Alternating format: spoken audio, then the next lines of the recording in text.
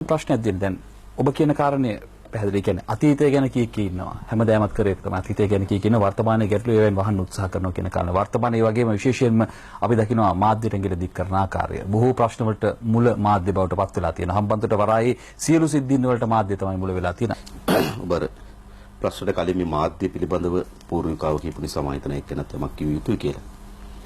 ඒක අපි අපේ රටේ මාධ්‍ය වේදී කලින් කිව්ව මාධ්‍ය වේදින් සමාජය ඇතුළු පාරිශුද්ධත්වය බලාපොරොත්තු වෙන්නේ නැහැ. අපේ රටේ දේශපාලන මොනතරම් පරිහානියට ගිහින් තිබෙනවාද?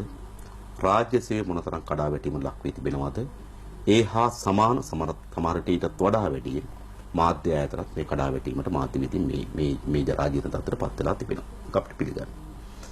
ඒ වගේම අපි දන්නවා බොහෝ මාධ්‍ය ආයතන වලට තමන්ගේම දේශපාලන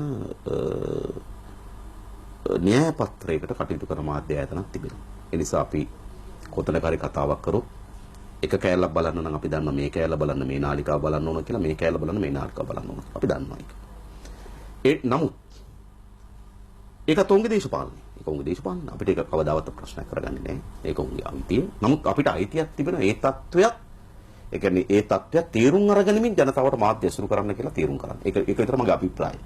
ජනතාව මාධ්‍ය දිස බලනකොට මාධ්‍ය වේදීන්ගේ සහ ඒ විවෘතව කතා කිරීමත් ඔබ සතුටුයි. ඒක තියෙනකොට එතකොට ඒ දිස ජනතාවත් යම් අදහසකින් නම් බැලුවොත් වඩාත් නිවරුන් නිසා. ඒ වගේම අපි දන්න හැම වෙලාවම ආණ්ඩුවකට එරෙහි මතයන් අපි ඉදිරිපත් කරන මතයක් වේවා සාමාන්‍ය පුරවැසියෙක්ගේ මතයක් වේවා සටනක මතයක් වේවා ඒ මතයක් සමාජගත කිරීමේදී මාධ්‍යයට පෙවරන විශාල කාර්යභාරයක් තිබෙනවා.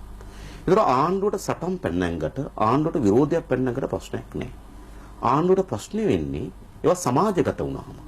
නැත්තම් කවුරුරේ කෑ ගැවුවට ආණ්ඩුවට. ඒතර සමාජගත වෙන කාර්යභාරයේ විශාල පංගුවක් මේ මොහොතේදී විශේෂයෙන්ම අපි මාධ්‍ය ශාස්ත්‍රයේ ඇති වී තිබෙන මහා තාක්ෂණ පරිවර්තනය නිසා සුවිශේෂ කාර්යභාරයක් මාධ්‍යයට පැවරී තිබෙනවා. අන්න ඒ නිසා තමයි ආණ්ඩු තමන්ගේ පළමු ඉලක්කය පළමු පාරේ මාධ්‍ය වේදින් සහ මාධ්‍ය ආයතන වෙත එල්ල කරමින් තිබෙන්නේ. ඒක මේ ආණ්ඩුව පටන් අරගෙන තිබෙනවා. සමහර ඒවා අපිට අර්ථකථනය කරන්න පුළුවන් මේවා මේ දිගු ක්‍රියාවලියක සිදුවීම් ලෙස අර්ථකථනය කරන්න බැරි වෙන්න පුළුවන්. සමහර අය මේවා කියන හුදකලා සිදුවීම් කියලා. හැබැයි මේ සිදුවීම් වලින් දෙන උත්තේජනයන් තමයි මේ සිදුවීම් හරහා තමයි පෙන්눔 කරන්නේ ආණ්ඩුවක් ජනතාව වෙත මතය ගෙන යාම වැළැක්වීම වෙනුවෙන් මොනතරම් පෙළගැස්මකට යා හැකිද කියන එක.